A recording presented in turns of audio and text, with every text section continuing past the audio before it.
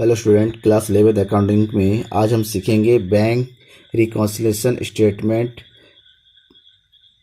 When credit balance as per passbook दिया हुआ हो।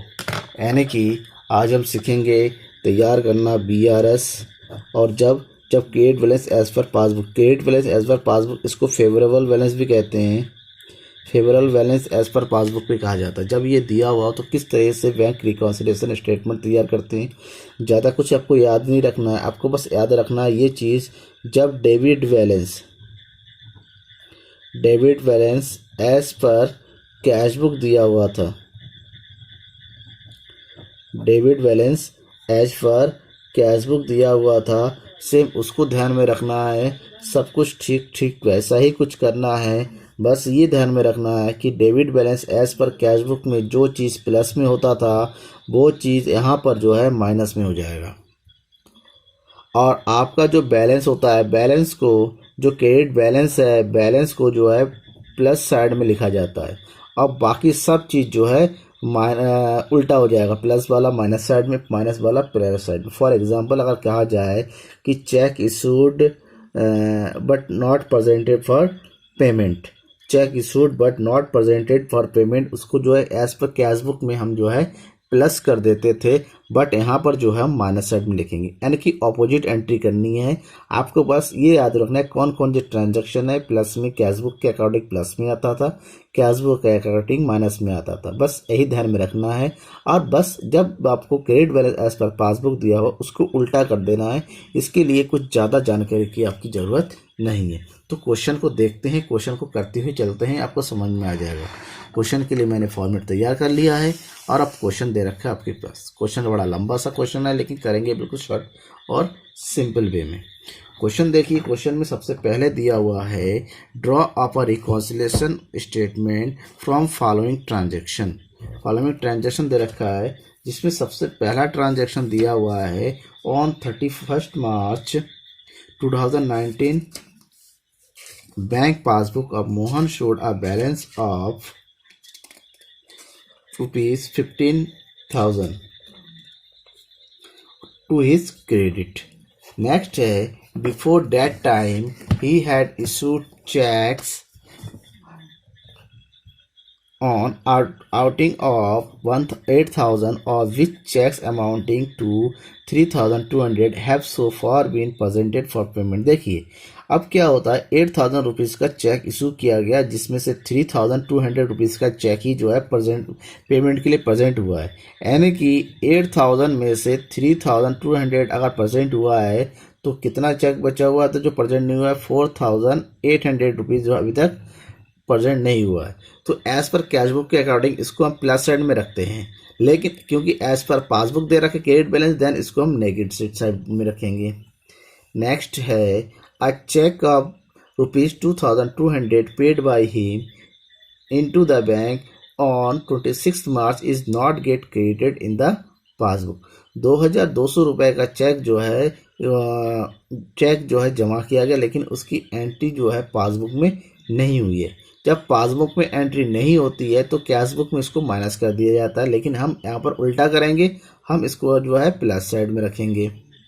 Next, he had also received a check for 500 which although entered by him in the bank column of cash book was omitted to be paid into bank. अब 500 rupees का check उसको मिला था, उसने जो है कैश बुक के bank account में डाल दिया लेकिन बैंक में चेक को जमा ही नहीं किया तो उसको माइनस करना था कैश बुक के अकॉर्डिंग, लेकिन क्योंकि पासबुक के अकॉर्डिंग बना रहे हैं तो इसको क्या करेंगे, इसको जो है प्लस कर देंगे।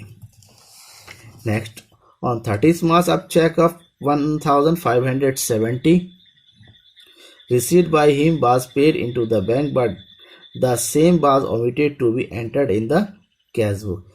1,570 का चेक रिसीव हुआ जिसको बैंक में जमा किया गया लेकिन जो उसको कैश बुक में एंट्री करना भूल गया। अब इसको प्लस करना था, एंट्री करना था, लेकिन माइनस उसको माइनस कर देंगे।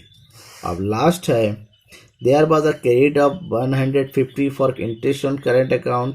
इंटरेस्ट ऑन करेंट अकाउंट मिलना था, जो प्लस होता है, मिलने वाली चीज़ माइनस कर देंगे और ये डेबिट होने वाला है, इसको हम प्लस कर देंगे। अब किस तरह के इसको जो है स्टेटमेंट में लिखेंगे। सिंपल स्टेटमेंट में लिखने के लिए इतना लंबा लंबा सेंटेंस लिखने की जरूरत नहीं, आपको सिंपल सिंपल सेंटेंस लिखना है। सबसे पहले हम बैलेंस को लिखेंगे। बैलेंस कैसे लिखते हैं, बैलेंस हम पहले साइड में लिखेंगे। बैलेंस लिखने का तरीका है इसका, सबसे पहला एंट्री करते हैं balance as per passbook credit, तो कितना दे रखा है ये 15,000। अब दूसरा क्या था कि 8,000 का चेक इशू हुआ है लेकिन 3,200 प्रेजेंट हुआ है, यानी कि 4,008 रुपये प्रेजेंट नहीं हुआ है, यानी कि cheque not presented for payment. तो सिंपल सा इसका सेंटेंस बनता है cheque issued but not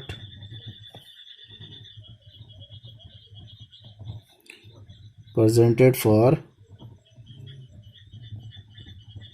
payment. अब प्रेजेंट के लिए नहीं है तो इसको क्या करेंगे हम माइनस साइड में डालेंगे। बस आपको जो है ट्रांजैक्शन में ध्यान में रखना कि किस चीज़ को प्लस साइड में रखते हैं, किसको माइनस में रखते हैं। थर्ड जो दे रखा है कि चेक 2,200 रुपीज़ का paid by him into the bank, उसके द्वारा बैंक में पे किया गया लेकिन उसको पासबुक में अभी तक क्रेडिट नहीं हुआ। तो हिसाब से तो माइनस करना चाहिए था, लेकिन यहाँ पर क्या करेंगे हम प्लस करेंगे। तो इसके लिए सिंपल सा छोटा सा ये हम एंट्री करेंगे। तो प्लस साइड में हम इसको एंट्री कर देते हैं checks paid into bank but not collected, मतलब अब तक कलेक्ट ही नहीं हुआ है। तो ये है 2,200 रुपीज़। 4 नंबर ही had also receive a cheque, उसको चेक मिला हुआ है 500 which also entered by him in the bank, उसको बैंक कॉलम में इसको एंट्री कर दिया गया है, यानी कि उसको माइनस करना था लेकिन यहाँ पर क्यों उल्टा कर रहे हैं, तो इसको प्लस करना है।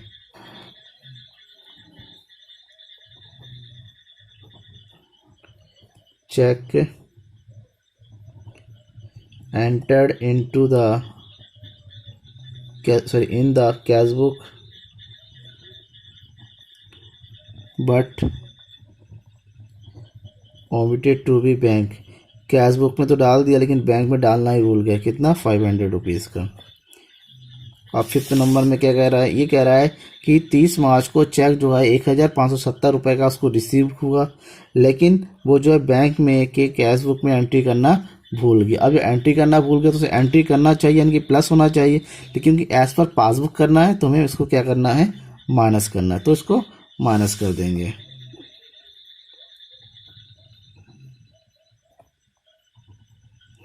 Check paid into bank for collection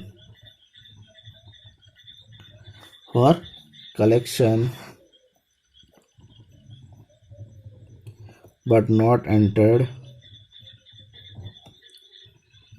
in the cash book, ये है 1,570 रुपीज़। अब इंटरेस्ट अलाउड बाय बैंक के द्वारा इंटरेस्ट दिया गया, उसको कैश बुक के अकॉर्डिंग ऐड करना है तो हम इसको हम माइनस कर देंगे। Interest allowed by the bank, ये है 150, और उसी के साथ उसी दिन क्या बैंक चार्ज भी लिया गया,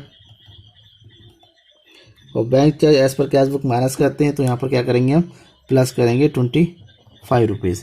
अब सारी एंट्रीज हो गई। अब दोनों तरफ को हमें ऐड करना है। दोनों तरफ को अगर ऐड करते हैं तो इसको ऐड करेंगे, यहाँ पर आएगा 6,520 रुपीज़, और प्लस आइटम आ रहा है 70,725 रुपीज़। अब दोनों का डिफरेंस निकाले तो डिफरेंस कितना आ रहा है 11,205 रुपीज़। डिफरेंस करके देखिएगा तो ये जो डिफरेंस आएगा ये आएगा balance as per cash book, वही कौन सा बैलेंस, डेबिट बैलेंस। तो ये हो गया bank reconciliation statement as per credit balance of passbook. Thank you.